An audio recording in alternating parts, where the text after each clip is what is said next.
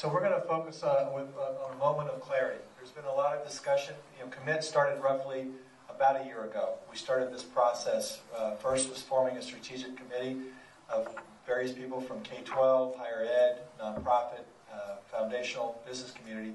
We wanted to focus on a couple of things. We wanted to focus on the geographic scope of what we were attacking, and we decided that it would be Dallas County. And we also focused on what we're going to measure, and I'll go through that in a little bit. But there's been a number of academic efforts in this region and in the city over the past years. And so it's always important to try and distinguish what we're trying to do and make sure there's real clarity on what we are and what we're not.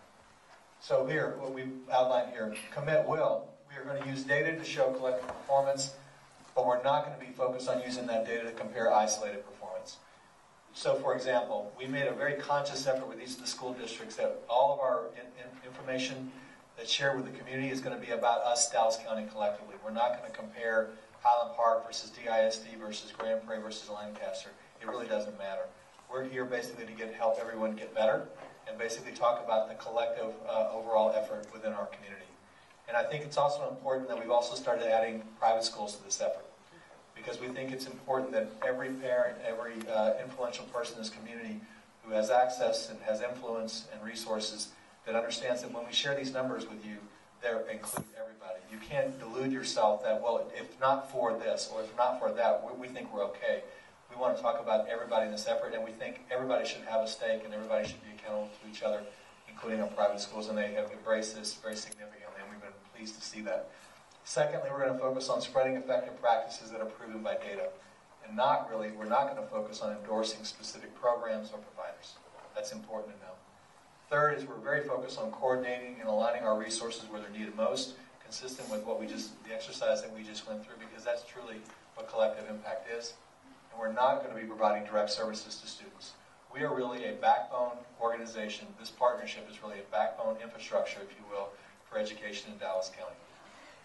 And we're going to be very focused on supporting collaboration, because we think collaboration where everybody plays their role and knows what they're good at and is accountable for it and understands their place in the partnership is critically important. We're not here to act as a funder or to make funding decisions or to get in between your funders and what you do every day. That's not our role. Our role is to be the impartial arbiter of data, to basically help frame the framework and to basically encourage collaboration and to be supportive wherever we can. So let's talk quickly about the partnership. We spent the last, again, about 9 months building this partnership once we kind of decided what we wanted to be when we grew up.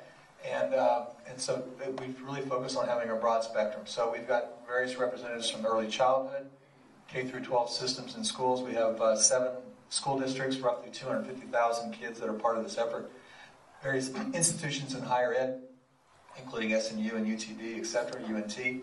Numerous foundations who have agreed to become a partner in this effort, some of which we are also funding the Commit Backbone effort, which Jonathan and I are a part of. Various parent and teacher groups, the Texas PTA and the Teaching Trust, and last night I got an email from American Federation of Teachers that they'll be joining the effort. The nonprofit and faith-based community, and the numerous business, workforce, and civic institutions. So these are the initial group, but having, as per what Jonathan said, we'd love to have as many people in this room also join this effort, and we hope to continue to add school districts and higher ed institutions as they become comfortable with the process and understanding what we are and what we're not, and under how we report and how we'll work, and hopefully how value-added we hope to be. So everything that we're doing is really based around these core beliefs, and we've spent a lot of time with our partners and talking about them, and I think it's important here. So we truly believe that every child is capable of learning and deserves the opportunity to succeed, and I don't think I'll get much disagreement from people in this room on that issue. Secondly, we believe so strongly that education is the most effective ladder for realizing a child's potential, and just given the level of poverty, just to give you a sense, in Dallas County we have 15 school districts, and 12 of those 15 school districts have more than half of their children qualify for free and reduced lunch. And part of the issue that when we go around and talk to the foundational community and the business community is to help them understand, and also people of influence, is how pervasive poverty is. We tend to live in bubbles and circles and communities, but unless you really get out in the field, that's when you really realize how pervasive poverty in our region is. And we just can't think of anything more important than education and reversing that cycle. Third, our children's potential is a tremendous resource we can't afford to waste. And finally, working together, we can and we will. We absolutely believe that we will create a thriving community.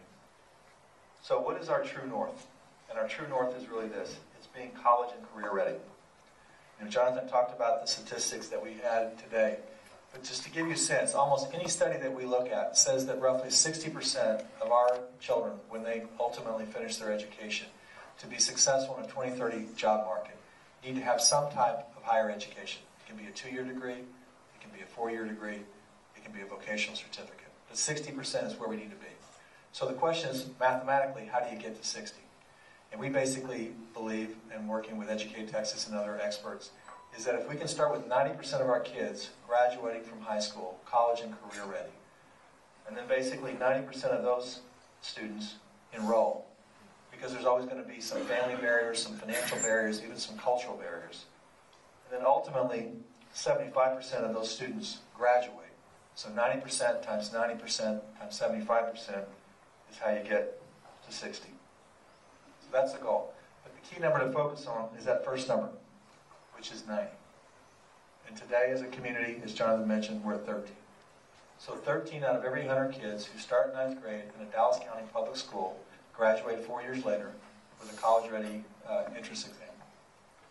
And as John mentioned, it's only 4% for African American and Hispanic students. And African American and Hispanic students represent 80% of all kids in first grade today across Dallas County. So this is the challenge that we have in front of us.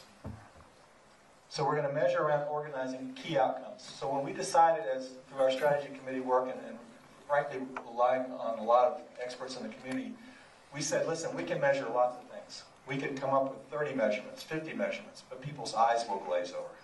So how do we focus on some key measurements that are appropriately along the continuum from age 0 through some type of higher education completion that we can measure and we can report to the community collectively how we're doing.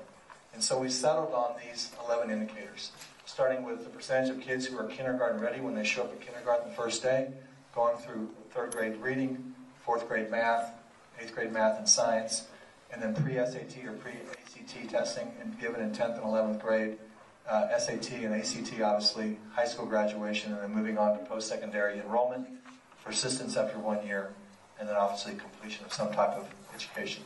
So these are the outcomes that we would love this to become the common language that all of us operate on. Which indicator or indicators are each of us in our own collective way trying to move toward maximum outcome? And if you go to the next slide, this is a sample. If you go to our website today at www.committodallas.org, you will see a scorecard. You'll see our annual report, which we published at the end of last week. And inside you'll see a couple of pages that talk about the scorecard. So I'm not going to go into these numbers individually today, but we basically are going to be measuring each of those 11 outcomes as collectively as a community every year. And we'll be measuring against where we were the year before and where we were when we started this effort. And the key thing is to maximize these percentages as close to 100 as possible, and then also talk about how many kids are impacted by our ability not to get to 100%, and therefore how much more we have to do. And so bottom line is green is good, red is bad, and we want to make this as simple as possible, because if you talk about education today in Dallas County, we talk a lot about exemplary schools or recognized schools or acceptable schools, and the problem is no one really understands what those mean. They're very complex, convoluted. I will tell you that some of them are politically driven in terms of the certain number of kids have to pass the test so that you have a certain rating, etc. And it doesn't really tell us what we need to know. And you can go to the TA website, and you can get 11 pages of single-space, small font information on any campus, on any district, but it's incredibly hard to discern. And so part of our effort in this backbone is to take all that information and synthesize it down into these 11 key indicators for our collective community and tell us how we're doing. And then basically figure out from that data where are the most children behind, and how do we basically support them in every way we can, and then be really accountable as an organization and to each other about how we're doing year to year. So this is 3rd grade reading, and I think at this point, make sure I've got the script right, I'm going to turn it over to Ashley Bryant on our staff to talk specifically about organizing around an outcome.